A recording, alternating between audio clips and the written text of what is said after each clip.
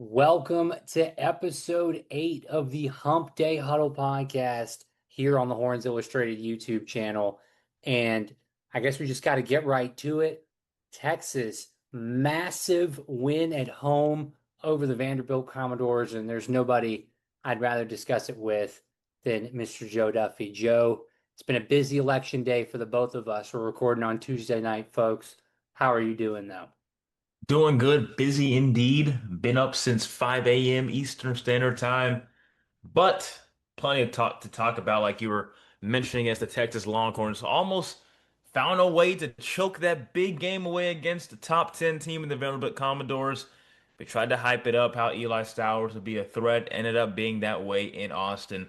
But what an environment, what a crowd. If he calls here and there by SEC officials, but nonetheless, a W was met by the Texas Longhorns. Nonetheless, a W. And that's what counts the most at Yeah. the end of the day.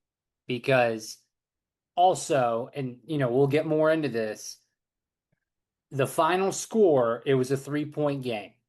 That was not a 3-point football game. Mm-mm. It just wasn't. It just wasn't. You can talk about the totals, you can talk about anything you want to talk about. For 3 quarters, Texas was demonstrably better. And it looked like a Texas Vanderbilt game should look like in a normal year for the most They part. Yeah, they were kind of mentioning it on the CFP ranking show, but Joey Galloway was saying how Vanderbilt looked completely outmatched, outclassed, if you will, out-athleted. You can Yes. see just the prowess of Texas athletes compared to Vanderbilt, and that Which was a is, top which 10 is Vanderbilt strange team. because Vanderbilt went into Bryant-Denny Stadium and They competed. did not look like that. Looked like it was a complete opposite. They fell away in the fourth quarter because, yes, surprise, surprise, hot take here. Vanderbilt's less talented than Alabama, but they hung in there and looked like relatively even athletes for 3 quarters on the road. And I would say, and some viewers might take offense to this, a tougher place to play than Oh, definitely. Yeah. DKR. So much lower. I mean, DKR has lower too, but you think about the places that are more vaunted and, Yes. that are striking to a road opponent. It's the Alabama Crimson Tide's Yes. Bryant-Denny Stadium. Oh yeah. And so much with $1 million band has to play with that. The rowdy Tide fans have to play with that. Not that Texas fans aren't rowdy either. Not that the Longhorn band is not great, but they competed surprisingly well in Bryant-Denny. That's what makes this game so insane because, Especially defensively. yeah, Especially they had the benefit of a huge run by Alexander. I want to say 75, 80 yards to the crib. I believe two members of the Tide secondary like tripped over each other or something bad happened back there in order to allow that to happen. But defensively, they hung in there. First 3 quarters in Austin this weekend, Joe. It was Swiss cheese. I mean, paper mache. it was a lot, and I'm proud of Arch, and I'm happy for Arch. He made the throws. He made a lot of big time throws. He was coming off a concussion, but he exhibited the three classic C's: calm, cool, and collected, instead of the C we were worried about, concussion. I it was just a very, like, I texted you and I was just like bewildered during the game. Speaking of concussion, Arch had a joke for, the post game that maybe I should just be, getting concussed from here on out. Because since that concussion, I mean, this has been the Arch that we were, hyped hyped to Small see sample week in. size, Yeah, it's but a small sample sample size, size. It's a one game but sample. still, he's played some solid teams in some tough environments. In Oklahoma, that neutral site game, he's played decently, not insane, but he played well in Mississippi State and Stark He Vegas and the did. the dark lights, He and here did. at Vanderbilt at home. By the way, it's so And insane how it took this long for Texas to get back in Austin. But that's that's just poor scheduling by the conference. yeah. And that is an example, just like I'm sure we'll get to the pylon gate, the incident with the 2-point conversion, which was a farce, a complete farce.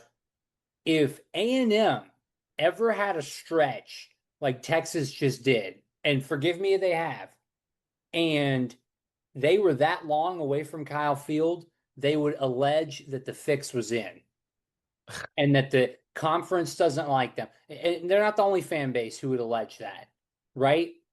No.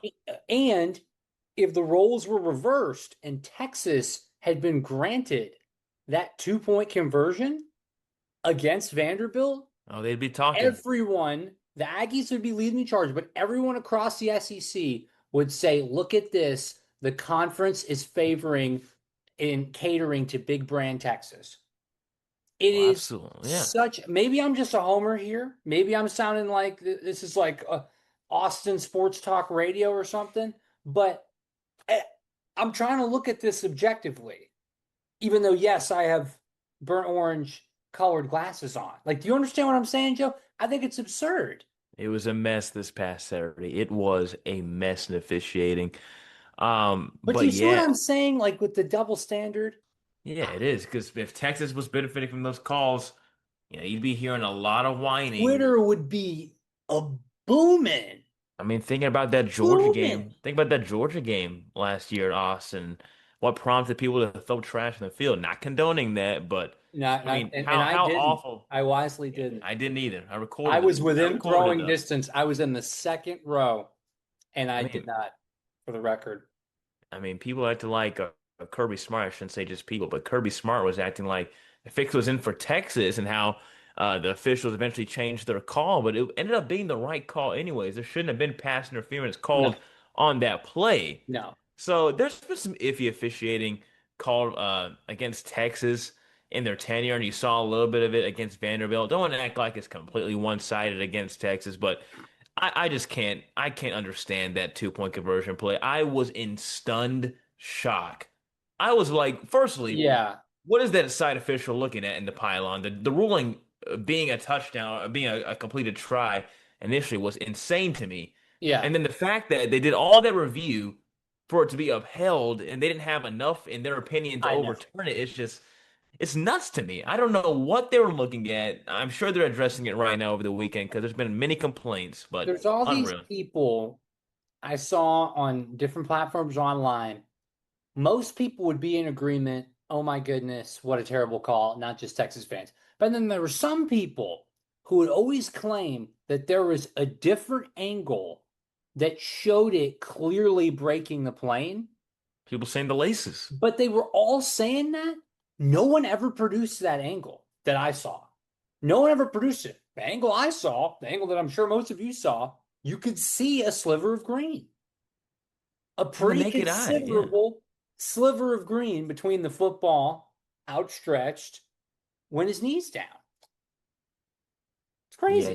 just crazy. And, you know, those are the kind of calls that make people call for investigation. Uh, Especially because I believe that was a 3.5 favor Texas game going into Yes, it was. Saturday. Those are the kind of games that people just think about, like, Oh, no, no, no, no, no. Excuse me. 2.5. yeah, 2.5. Yeah, Two and actually a 2.5. half. But Just it had an effect.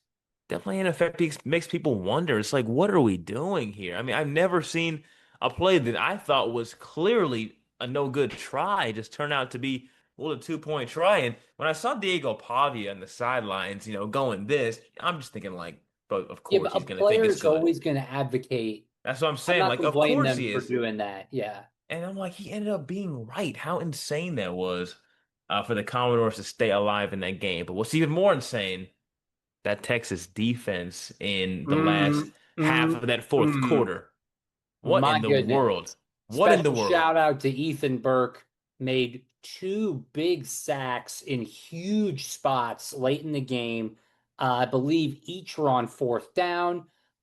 Shout out to this may not be his first name, Johnny Canoe. Canoe's first name, Big Canoe, the D tackle. Big batted down pass. He got his hand up in the air on that 2-point conversion attempt, Joe, if you remember. Hmm. And that effectively ended the game because, in all intents and purposes, because that kept it a three You mean possession Hero Canoe? game. Hero Canoe. Yeah. Johnny Canoe. What the hell am I saying? I mean, you know what? I think it's because defensive tackle Jerzon Johnny Newton on the Commanders. That's what I'm going to blame it on. No. Anyway, I, Hero Canoe, great play by Hero. I mean, like that gets overlooked, but that kept it an 18-point game. And I said, okay, because I had to work the weekends, folks. And I said, okay, I can drive into work now. The game, the game, barring something absurd, is in the bag. And Ethan Burke, multiple big plays, some big plays made by the secondary. Who stood out to you, Joe? oh, for sure, the pass rush, Colin Simmons, one of the sacks he had. Oh my gosh, the bend on this guy on the edge, Oh just my goodness. unreal. Just a natural athlete. So amazing and so gifted and talented. You can't really say enough about him. Also, Anthony Hill Jr., who had a few tackles for a loss as well. But yeah, I mean, this secondary, it's so hard to judge this defense as a whole because you see those first 2.5, 3 quarters, and you're like, wow, Pete Kwiatkowski has these guys rolling. They Yep. sure know how to play and get turnovers, as you saw in the first quarter. Worst Look like start for the Vandy offense, I believe, all year. pretty much, and looked like Texas was about to just run them out the Maybe stadium. Tuscaloosa. Yeah. Yeah. And it's just unreal, man, how quickly it can turn when they're playing so far ahead. It almost feels like um, that they play obviously worse, or when a team is having to work in no huddle or just work quickly because they're trying to work efficiently with time running out and time not being on their side. Yeah. Yeah. But yeah, I guess that's what ended up happening for Vanderbilt's offense because they were clicking in all cylinders in that fourth quarter. Just Yes, they unreal were. how they were this close to recovering that onside kick. Parker Livingstone, Yes. it Oh my almost goodness. would have been the most hated man in Austin if Vanderbilt found a way. In Because many parts of the state. Oh my goodness. I'm sorry, but if Vanderbilt got that onside kick recovery, I don't know if I trust that defense to get one more stop. Oh. I hate to say that, but the way Oh. Vanderbilt's offense was cooking in the fourth Well, quarter, but yeah, you I think, mean, so you when you recover an onside kick, usually you get it what? You're on 45. Great starting field position. And they still had what, 30-ish they had seconds? like a 32, 33 seconds. They had plenty of time. We saw them score quickly in the busted Yeah. coverage. I mean, it's just Oh, that was unreal. awful. That was Yeah, awful. And if there was, if I, folks, frankly, had more money and there was a college football version of the All 22, I would buy it. And that would have been the first thing I'd have looked for in the All 22 of this game. Who messed up? hmm. Did 1/3 of a deep thirds coverage forget that he was a deep third? What happened? What happened there? I will say That I'm was proud egregious. of But insanity. otherwise, pretty good game from the secondary. Yeah, I mean, I generally would have to speaking, yeah. say, yeah. Like, and then ship, and then or do you want to stay with the defense for a second? No, go ahead. You can move it if you want to. Well, I just wanted to say before I forgot, key part to unlocking this offense. I don't know if we've talked about him enough. Emmett Mosley. I feel Oh like we yeah, talk about the backs every week, Stanford and transfer. the transfer from Stanford used to be part of General Luck's unit. I don't know if you follow that Twitter account, Joe. It used to be part of Andrew Luck, the general manager Yeah, at Stanford. So the joke is that he looks like a Civil War general great with a account. Great beard. account. Yeah, I've seen Yeah. it. Oh, okay. Oh, okay. I don't think he's still doing it anymore. No, but they did a hype video for one of their games this year, and it was him in the Stanford office, and it started off like, "Dearest mother, it's we prepare Yeah, for battle." It was so pretty good. much. But Emmett Mosley made so many big plays on Saturday. Arch seems to be developing a chemistry with him. He's a deep play threat. He's very good at getting separation, gets in and out of his breaks well. I thought he had a fantastic game.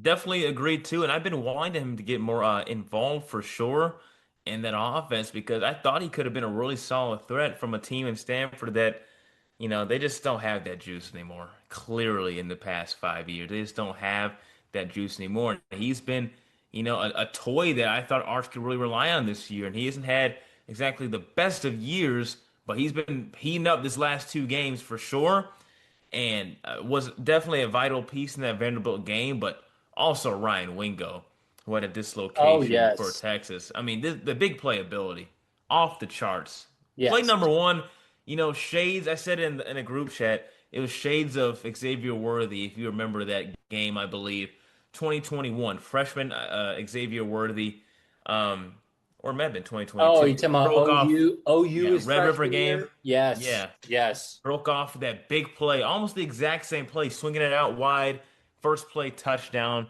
And that's the kind of stuff that you can see from these speedy receivers in Texas. Any given play, most of them are capable of doing just like what Ryan Wingo was doing. I hope he can pick it up too. I'm still a believer in this receiving core, although we've said before that all position groups are a little bit worse Yes. than years prior. I think Offensively. that offensively, yes. I do think that Wingo still has some good things that we can look forward to for Arch Manning because Absolutely. I think I part trust of this what team. was working against him, though, early in the season, especially when that opening game, you go to the Horseshoe, Joe, you're up against a former NFL head coach and defensive coordinator in Matt Patricia with some of the best defensive talent in the country. They had a plan for Ryan Wingo to take him out of that game. He got bracket coverage there. You know, they had plans for him because he was billed as the main threat despite his relatively young age returning in this pass core in this pass catching core. You know what I'm saying? Like in the offseason, everybody was like, Arch to Wingo. Remember? They're like, Wingo got Arch to go to his hometown. Like, remember that post in the Hmm. summer? Like that was Yeah. all the hype. So naturally, other teams are going to game plan for that. But finally, as Arch got his feet under him and other weapons, Emmett Mosley, Endries is coming along. Livingstone was pretty good from the beginning, tailed off a little bit. The backfield, it makes it to where they can't have a lot of defensive attention on Wingo. And so sometimes, because he's got game breaking speed, you have him in single coverage and you have to go to him. And gladly, he won't be missing any time. That scary dislocation I was trying to talk about before. Yes. I didn't expect him that he'd have like some missed few games, but he has a solid week off here coming up, and uh, they're gonna need everybody for this next game in between the hedges. Yes, My they good will. environment that they're gonna be playing in Sanford Stadium. Band's gonna be rocking for Georgia. The Yep. third down song, which a lot of us know, Yep. intimidating for many teams Yes. if you play EA. But yeah, Stadium Bulls. yeah, this matchup is going to be unbelievable. We're going to have to really Yeah. see what we can about Texas as they're so far ranked as the CFP number 11 as of this Tuesday recording that we're following an election day.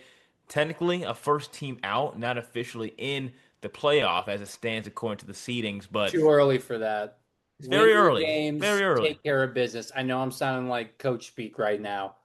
Too early for that. It's not, it's not, let's stop talking about paths and everything right now. Though the path is there. The path is there. Oh, it's there. You gotta work at what's ahead of you. And what's ahead of you is the biggest game, I think, maybe in the SEC in this modern era. Whew. I would argue the two, not the biggest rivalry, though it's kind of becoming a competitive rivalry. It's not a geographic rivalry, but I would argue this is the new Bama-LSU of the SEC. I And really believe that. This is Bama-LSU's coming up. no, no, no. I'm just saying because this is, I would say, year in, year out, with stable coaching, the two best programs in this modern era of college football. The thing is, I hope that Steve Sarkisian can just get one win on Georgia. Just I know. one. Still Because scarred so from this far, game. I intentionally wore the shirt. I was in Atlanta for the SEC yeah, championship. brutal. Show y'all the Brutal. in back's got the UGA Bulldog and Hook'em. You talk So about a heartbreaking loss, but that also was a missed opportunities. heartbreaker. That team had Yes. plenty enough to win that game. It's a Yes. shame it ended the way it did, but You have a chance to actually get a monumental win and improve your chances for the CFP. Yes. I mean, the path is laid, as you were kind of saying, as we're not going to really go into too far, but the path is laid. If you want to make the CFP rankings, one better opportunity to go into Georgia and do what Alabama did earlier this year, and which I believe is the best victory so far this season. Some people may have other things. Some people may say A&M beating Notre Dame and South Bend. Sorry, I'm not trying to be biased. I just don't believe that at all. I really That don't was a think big that. one. That was a I big one, It though. was big, but That like was a big one. to me, that's like it's like making South Bend seem like it's way more vaunted than it really is. I don't think South Bend is as scary as people make it sound. Sanford Stadium? Oh my goodness. Yes. No, Yes. before that Alabama win in Sanford earlier this season, they hadn't lost there in what, like four I believe years? I believe it Crazy. was 20 plus games, home winning Insanity. streak. Yes. You have Yes. players who graduated from Georgia last year who never lost a home game, a home night game, or a home game Well, just and that's the period. other thing. I'm glad you brought up the time. And shout out to Chris Thomason, my colleague at KIII in Corpus Christi, proud TSTV alum, just like us, UT alum. He said, "Did you see that the game time came out for UT Georgia? Oh my God. 6:30 kickoff." And he was like, "Oh no." And I was like, well, and now Chris is like 40, y'all. I was like, well, that's good for you because your son's one of soccer games at 7 o'clock at night. He's like, it's great for me, terrible for us because that Georgia crowd is going to be boozing all day. That I is honestly, that is going to be an electric atmosphere. Um, and I hope Arch is ready for it. But remember, he's got one phone call away. He can call at a bare minimum of three people in his family who have all dealt with stuff like this. That is such an advantage. It has to be. It has to be. absolutely. I mean, your grandfather played for so many years, was an Ole Miss Rebel.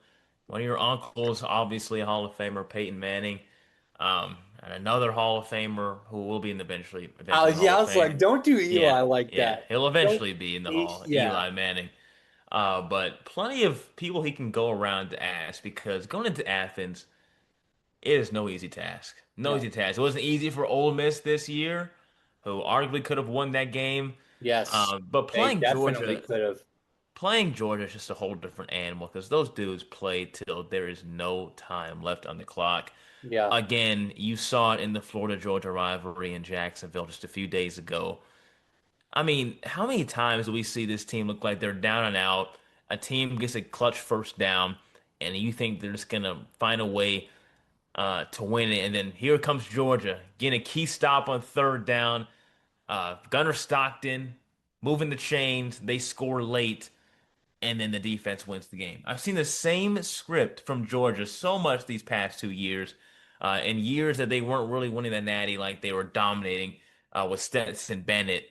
This team's just a different animal, and it starts with Kirby Smart. They play Yes. so hard for this guy. They play Yes. so, their identity is just ripped around this pit bull of a guy who is their voice. He is their mouthpiece.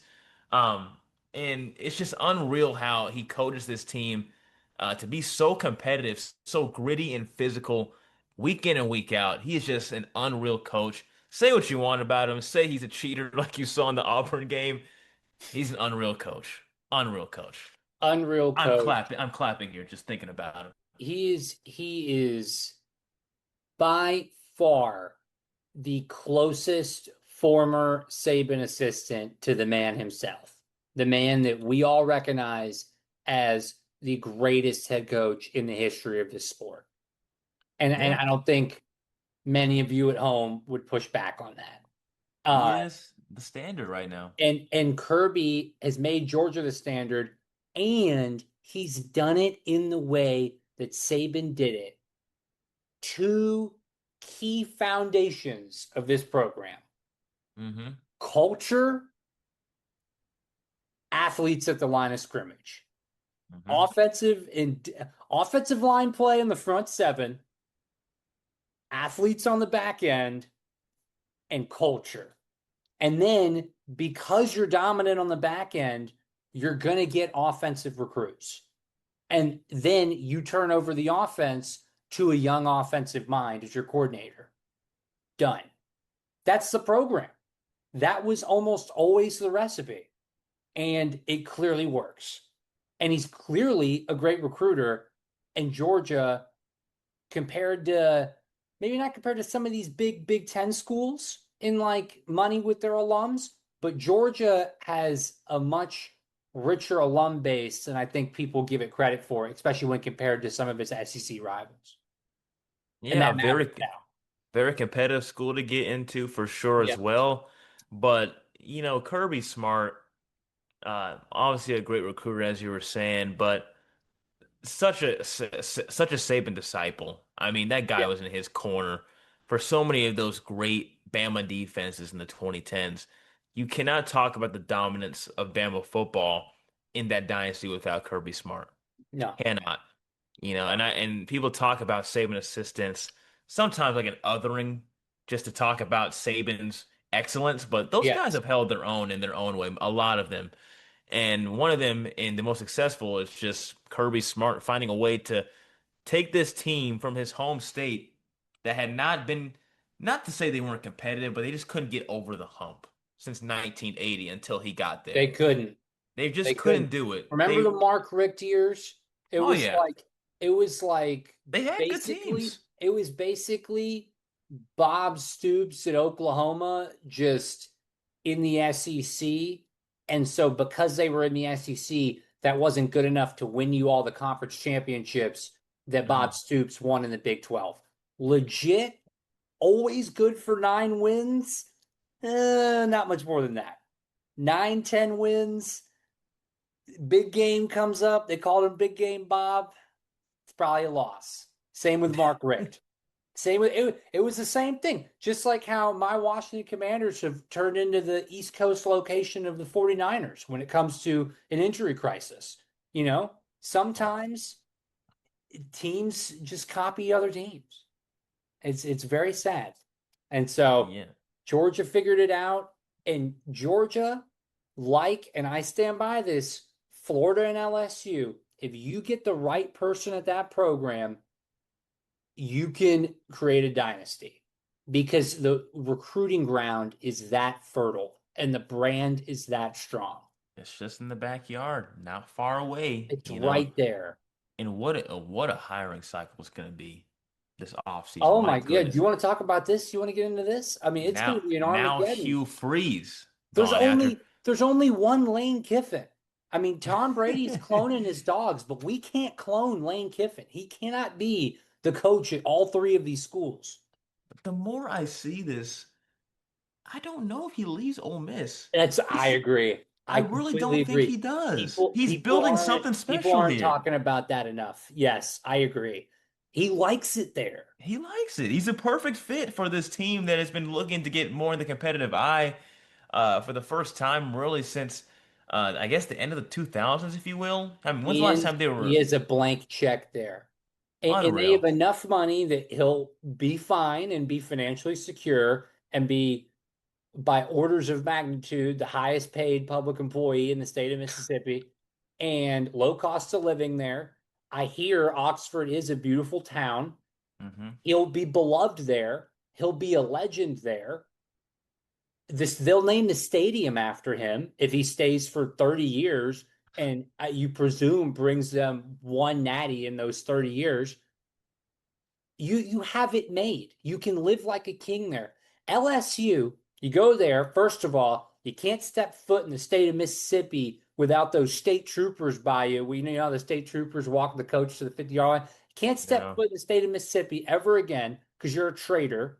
Lane Kiffin, as you know, Joe, with the history, with Tennessee, SC, the mess with the Raiders, he already has a reputation that precedes him in many places.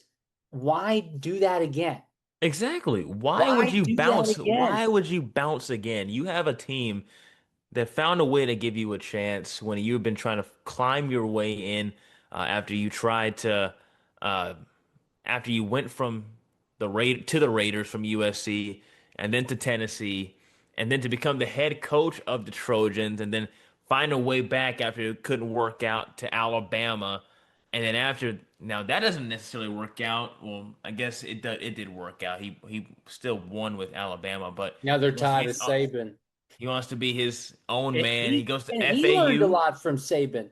Oh, absolutely. Notice how the arrow, it was kind of going down for Kiffin in his career. Mhm. Saban Yeah. slowly builds up FAU. You're saying, oh, look what Lane Kiffin's doing down there.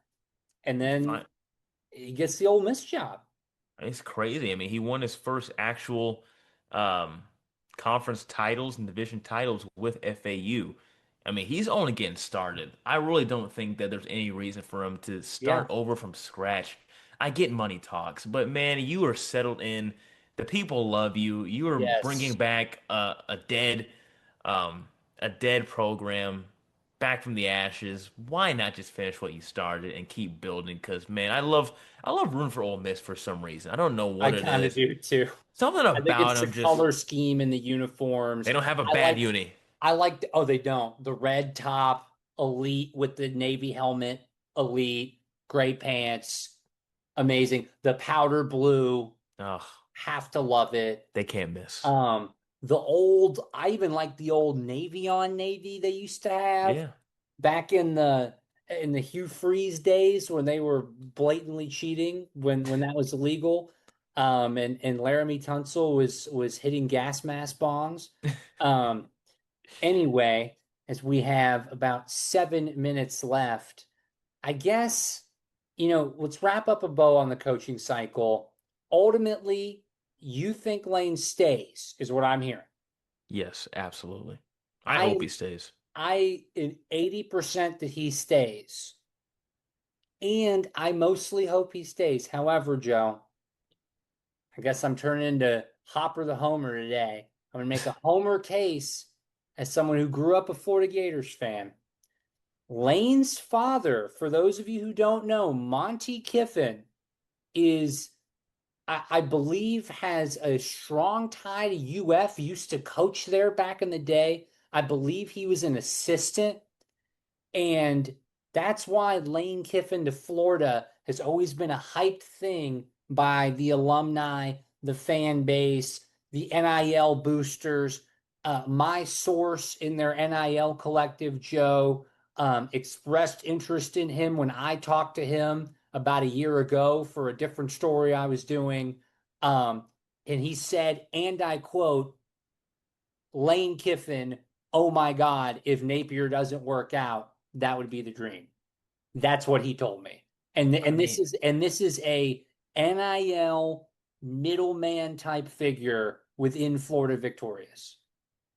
who Okay. knows, man? I mean, I Monty That's the Kiffin. case because if you can recruit in Florida, uh-oh. When Yeah, Spurrier had that thing going, when Urban had that thing going, it was going. It was going. yeah. Because and Bear Bryant famously said, essentially, I don't know the exact quote, paraphrasing, if Florida can get their stuff together, that's going to be a force to be reckoned with. We're all in trouble. In the middle of his dynasty at Alabama, he said Hmm. that. So much talent in California, Florida, and Louisiana and Texas, but I I can't imagine that. I mean, I like your source. I wish I could talk more about that uh off this podcast, just hear who this is or who you're talking about. But Monty Kiffin, rest in peace, coached at so many different places, a lot of different places, and he ended up wrapping up his career working as a player personnel analyst with his son Lane.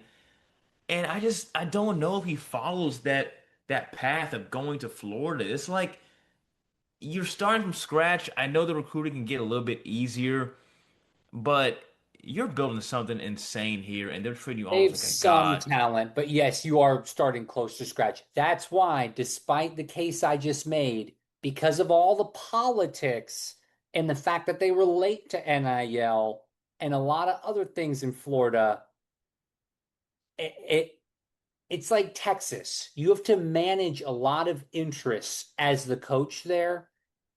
And I think you just stay in Oxford where you don't. LSU, you got to deal with that governor who might call out your AD in a press conference when he's Yeah. supposed to be talking about. You know what's crazy? You know what gets overlooked? As I recall, Joe, that was supposed to be like about policy. And then he starts, no, like whatever that event was, press conference briefing, whatever, was supposed to be about policy. And then he gets to talking about Scott Woodward, the AD, who, in the governor's defense, has made many questionable decisions, including the Jimbo Fisher contract at A&M. And now Woodward's fired. Like, that is such a great way to say, hey, Lane We'll get in Kiffin, your way.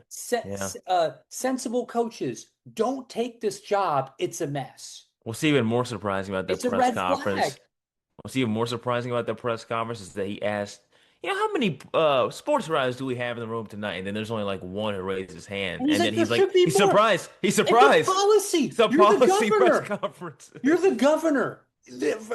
You're supposed to be helping your citizens. Why would sports writers be there in the middle of the week? And then, of course, Pat Why? McAfee has him on his show afterwards.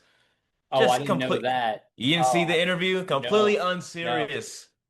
It's all a joke, him trying to embarrass his school right now, embarrass LSU, a public university in his state, because they don't have a president right now at the university. So technically, he's one of the big names that is, in the search to find, a new president. And then, he has the power to at least have somewhat of a voice in the search for a new athletic director because there's no president. So kind of interesting Can watching y'all this dumpster imagine? fire for LSU. Yeah, can Crazy. y'all imagine if Texas was in this position? If, say, after the Herman firing, if Greg Abbott was dissatisfied. Greg Abbott, a Texas alum, by the way, met his wife in the Castilian at the Castilian piano. Interesting story. I didn't Anyway, know that.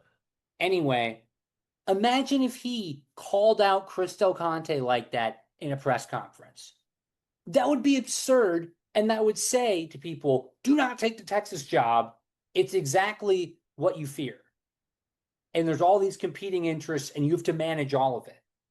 It's just so stupid by LSU, and Very I silly. think they might have cost themselves Lane Kiffin. I think it's interesting and very telling, Joe, that we didn't even mention Penn State. We did not put the words Penn nor State together into a phrase. The Nittany Lions. What do you think happens there? Um, I don't think that would be a fit for Lane at all. We got about a minute, 20 seconds left. Who would you have in mind for them and any hot candidates we haven't touched on? Is it insane to say Manny Diaz? I mean, I don't He wouldn't know. leave. Would he leave? I don't know. I mean, you're at Oh, actually, no, no, no. He'd probably he's leave. a former Penn Stater, so Yeah. he's been at Okay. DC there, but they kind of pushed him out. Not I couldn't say they pushed him out. He became the head coach of Duke, but for sure if they offered him. I'm sure he would take that. I just don't know if he'd be the right hire after James Franklin. Like I don't Yeah. know where Penn State goes with this. I thought they could have pursued Matt Rule. Matt Rule just got an extension with Nebraska, so I'm not And sure you know what he they're gonna used that do as leverage. So many for coaches are going to sure. get extensions and raises as a result of this. I mean, Matt Rule coached at Temple for many years, and it was very successful there. He's won in almost every place he's been, collegiately at least. But yeah, I don't know if he would have even taken that job. Maybe he would have. Nebraska is a strong brand as well, so I don't want to act like Nebraska is just a bunch of nobodies. But That's true. uh, big extension by Rule. I really don't know who will take the Penn State job. I don't know if I can answer that one really. So obviously, with the bye week, no score predictions this week. Texas will travel to Athens, Georgia, as we mentioned, next Saturday at 6:30 p.m. And that's going to do it for episode 8 of the Hump Day Huddle. Be sure to follow our X profiles down below. Check out our work. Check out Joe's work covering the Syracuse Orange if you're interested at all. It's some great writing and some great beat reporting. Check out my work if you're in the Corpus Christi area. And we thank you for watching and have a great week.